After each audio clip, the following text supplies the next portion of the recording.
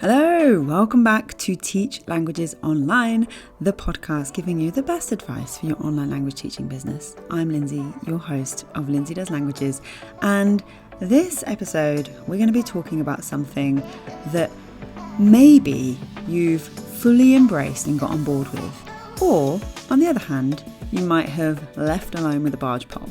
We're going to be talking a little bit about AI. In particular, we're going to talk about ChatGPT. So we're going to cover some ways that online language teachers can use ChatGPT.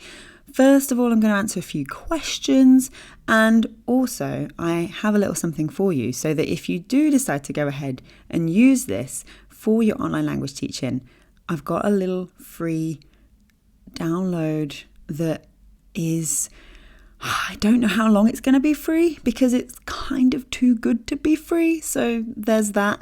But yeah, it's your content template. It will all make sense by the time we've talked about everything today. But if you do want that right away, the link is in the show notes. And yeah, let's get started. So first of all then, online language teachers, ChatGPT, just online business in general, just business in general. There's a lot of talk about this for the past few months about this new thing called ChatGPT. Well, ChatGPT isn't exactly completely a brand new thing. So we'll start off with what is it? And I'm going to make this as short and brief as I can because this isn't like my expert field. I'm not like an AI expert. I'm someone who has used this and found ways to kind of leverage it and make it a useful, positive tool in my business. But secondly, because I know that for some people, this is the stuff that then gets a little overcomplicated and a bit in the weeds. So to keep it short and sweet, ChatGPT is a tool that allows you to ask questions or to chat, essentially, to an AI, what's known as a large language model, right? It's got language in the name. How could you not be interested in that?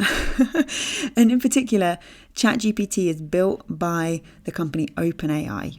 And the quantity of data that it draws from means that you have relatively quote unquote natural conversations.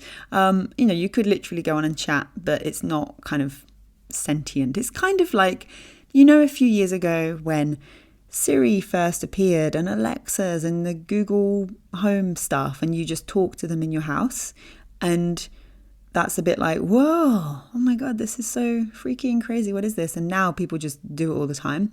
It's a bit like that. And, you can try and ask all those questions that you probably asked Siri on day one, like, are you married? And do you have feelings? And, what do you think of this? All of those things that are more human based, and it will have things programmed in, right?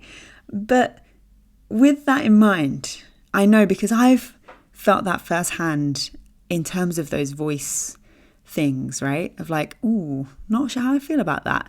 So the next question I just wanted to cover briefly is AI something to be scared of?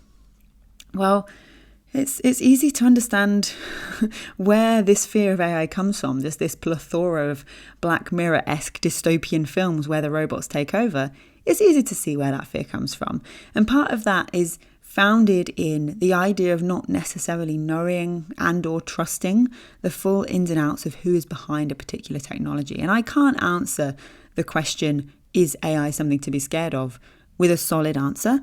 However, what I will say and what I do strongly believe is that much like social media, many other things, AI is a tool.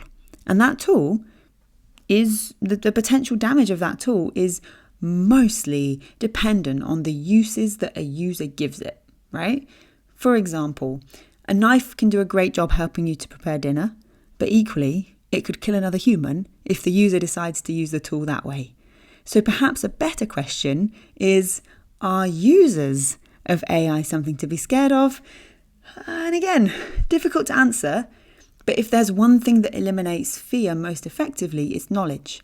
So by engaging with and understanding the basics of things like AI, you're able to be better equipped to answer that question for yourself, as well as use these tools for good. Final question before we get into the uses. Does AI mean I never have to write a blog post again? So a lot of the initial chat in sort of online businessy world is like, content creation is over. Just an AI will write it and blah, blah, blah. It's done. Well, no, it doesn't really mean that you'll never have to write a blog post again, at least not yet, and hopefully not ever. Let me explain. Sure, you can ask AI to write a blog post for you, but it will sound a little clunky, artificial, not quite in your voice. So the best way to bring AI tools into your online language teaching business is as a tool and a facilitator, but not to become overly reliant on it to create everything in completion for you. So copying and pasting a block of AI-produced text without proofreading, that's not what we're talking about here in this episode. So then, how can online language teachers use ChatGPT? And we could have made this more broad, talking about how online language teachers can use AI. But to be honest, I thought about it, and AI is already integrated into many tools that you perhaps already use. Canva, your social media scheduler, Gmail. And perhaps you've used these features without even noticing or thinking this is AI. You just think, oh, it's a new feature. Great. So there's probably already elements where you're using AI.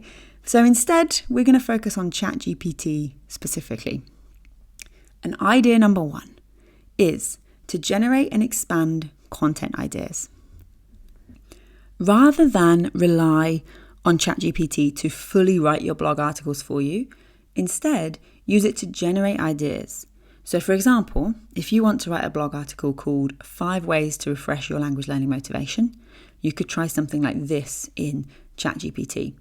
Suggest 10 ways to refresh your language learning motivation that would be suitable for a blog article for intermediate language learners who are already quite experienced for this website. And you can insert your website here. Now, for each of these that I'm giving you an example for, on the blog version of this episode, I'm including the full responses from ChatGPT. If I were to read all of that out, we'd be here for ages. So head over to the blog if you want to see what is generated from each of these prompts that I'm sharing with you here. And what you'll notice with this one, it's not a publishable blog, right? What it gives you isn't a fully fledged, like 100% SEO, 1,500 words exactly blog article, right? But we do have some ideas that we can springboard from. So first of all, let's talk more about that prompt. Now, we asked for 10 ways when we were only planning on a blog that included 5. The reason for that is this gives us flexibility. If you ask for 5 and it gives you 3 that you think, oh yeah, okay, that sounds good, I can write more about that, and 2 that you're just like, it's kind of the same as the others, then you're going to need to ask for more anyway. So you may as well ask for 10, right? You might really resonate with 5 out of the 10, or you might love all 10 and expand the article. Another thing to note from our prompt that we asked was that we asked specifically who it's for. Intermediate language learners who were already quite experienced. And we also included the website we want to publish it on to be even more specific. And I've got to be honest and say, I tried to find this out, and I'm not 100% sure if it's yet smart enough to use your website as a benchmark of kind of content style. But who's to say that it won't be in the future if it isn't now already? So it just feels like it's a useful addition to add to be as specific as you can with those prompts. Number 2, give you hashtags and SEO word ideas.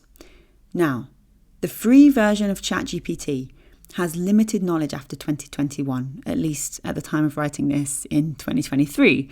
So it's not going to be the most up-to-date options for your hashtags or your SEO word ideas. But if you like to keep your tech tools to a minimum, it's not going to be drastically different, okay? So you could try a prompt such as, I teach people how to learn languages, generate 3 batches of 30 hashtags that I can add to Instagram feed post captions for my account at Lindsay Does Languages that will reach smart, independent and eager language learners. And again, you want to see what it generated? Head over to the blog. And you can do similar things as well to get ideas on SEO keywords for particular topics. So another example here, I write blog articles on lindsaydoeslanguages.com for smart independent language learners who want to get better at language learning.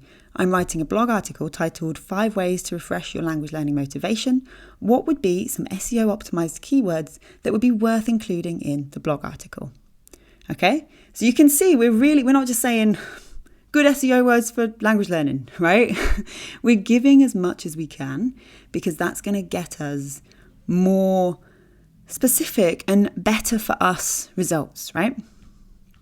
I also recommend on this note using the plugin for, if you're on WordPress, AIO SEO. And every time I say that, I have to pause and think because it sounds like BINGO, right? Or YMCA. AIO SEO. It means all in one SEO.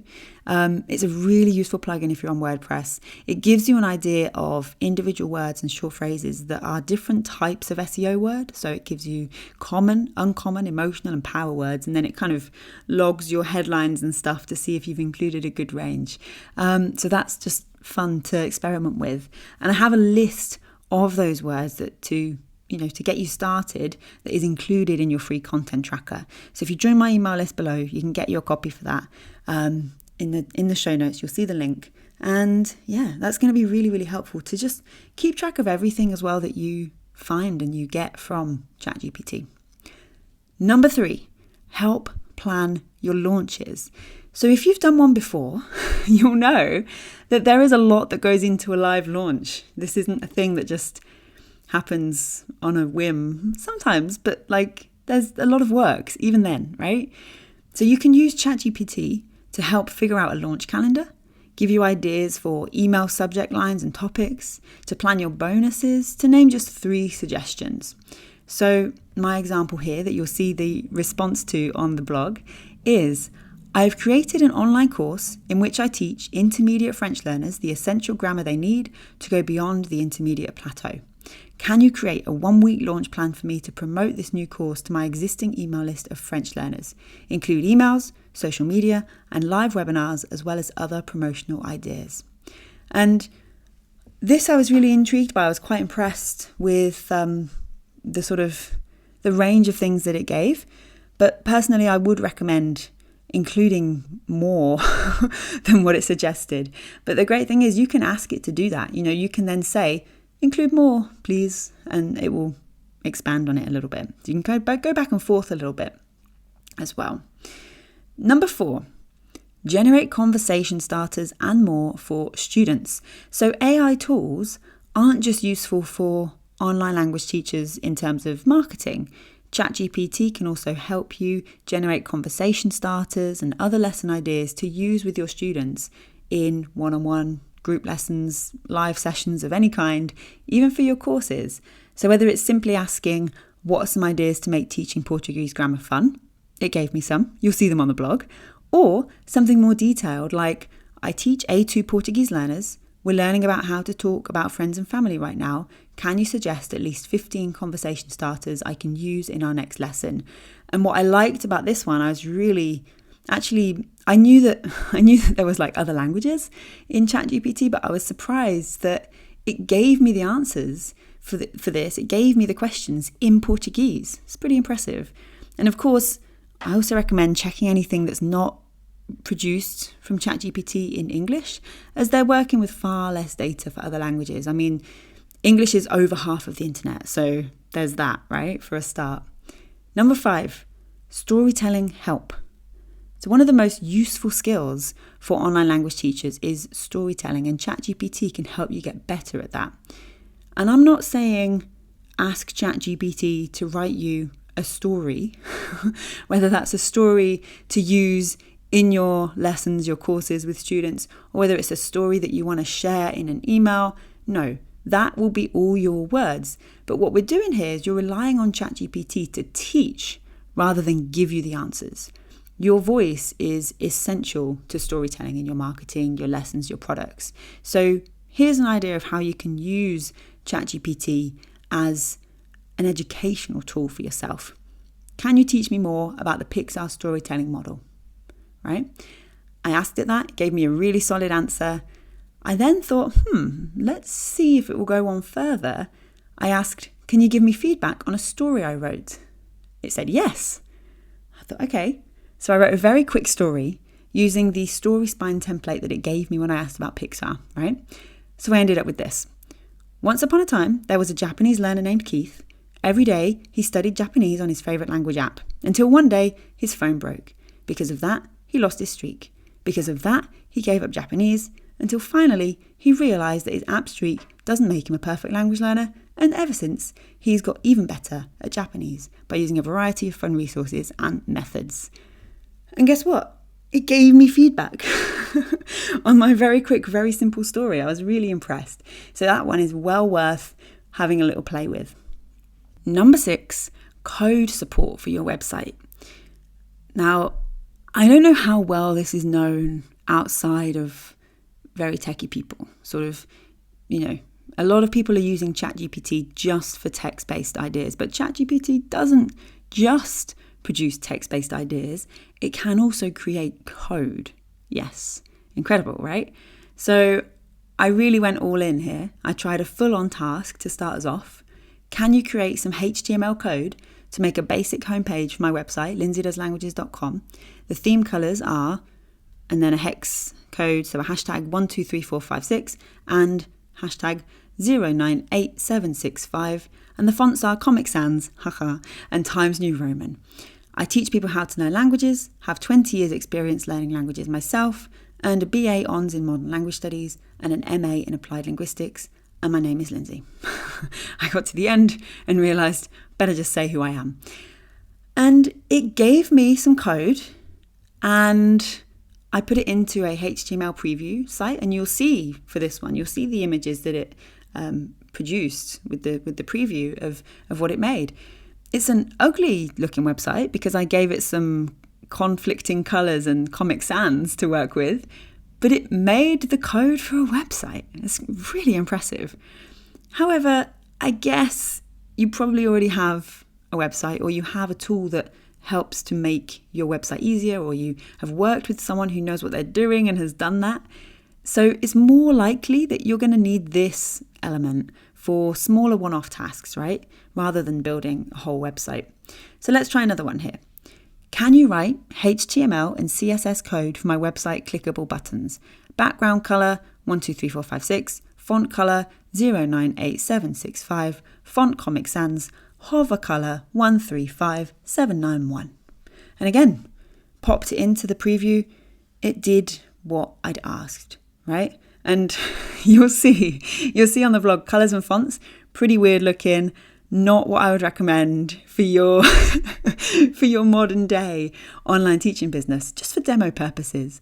But it's really cool. And to take this further, if you're relatively confident with coding, you could even produce simple WordPress plugins. It's very cool. So if you ever need code for those little snags on your website, ChatGPT can be useful to get that quickly for you. Number 7, social media and microcopy ideas. But what do you write on those lovely buttons with the contrasting colours and the Comic Sans font? What do you write on those buttons that actually makes them more clickable? Well, again, we'll start with some research here. So I tried with a really short, simple question. What does research into website clickable buttons find? And it responded, again, you'll see on the blog, but it wasn't quite what I was after. I wanted to know more about the writing, about the copy on those buttons. So I asked again, tell me more about number 4. What copy is most effective on clickable buttons on websites? And it went deeper on that particular point that it had given me from before. The more you know, right? So this sort of inquiry can be adjusted as well for all those smaller bits of your copy. So things like social media captions, social media bios, email subject lines, just asking, start with some research. What have been proven to be effective words in email subject lines, and then say, can you write me a bio for my Instagram? I work with these people. I help them do this. I have this product or service available, and see what it says and tweak. I cannot stress enough. No copy and paste. That's not what we're doing here. We're tweaking. We're using this as a generator for research and ideas, and then giving us a bit of a springboard. Number 8, create a quiz. So if you're after a quick icebreaker for live sessions, or would like something to engage with people on social media, you can create a quick quiz with ChatGPT. I asked this. I'm hosting a language learning themed quiz night. Can you give me 20 questions and answers I can use? And I have to be honest, again, you'll see on the blog, some of the questions were a little easy. So I asked, make the questions harder. And I got 10 additional, more difficult questions. So pretty cool. And then you can use this, like I say, in a first live session of a new program or group class. It could be something that you separate and have as then 20 separate social media posts. Maybe you share it in your stories as a poll. All of these different things that you can do with that kind of thing. And you don't have to then spend hours sat researching these questions yourself. Number 9, check translations quickly. So, of course, there's individual translation tools like Google Translate and DeepL. But if you're already in ChatGPT, it can work in different languages too. And we saw this with our example where it gave us a Portuguese answer for those questions above. So this means a few things. It's a chance to double check any quick translations. It's a tool to recommend to students to practice their text-based conversations. And it's a way to get direct feedback and learning for you in languages other than English. I have tried this in Guarani because I thought, I'm like, okay, it speaks English, impressive. Let's try French. Oh yeah, Spanish, yeah, it works. I know what will fool ChatGPT. I'm going to ask it something in Guarani. And, I was really surprised. It came out with a really not that bad conversation. So it still works not too terribly, which is impressive. I wanted to find out just how powerful it is on the language front. So I really just asked directly the question that we all love. How many languages do you speak? I worded it differently. How many languages do you understand and can respond in? I think they're being quite modest with their answer. So I recommend trying this for yourself, experimenting by asking things in different languages and seeing how it turns out. As I said at the beginning, you have access, right now at least, to my free content template. So if you want to use ChatGPT to help organize and plan your content, your microcopy, your SEO words, you can keep track of everything with this content template. It's really, really cool. People keep saying I should charge for this. So get your copy now for free before I change my mind and follow that advice. You can join my email list and you'll get the link right away. The link is in the description to do that. And yeah, I'm very much excited to be back very soon. And I'll speak to you then. Have a wonderful rest of your day.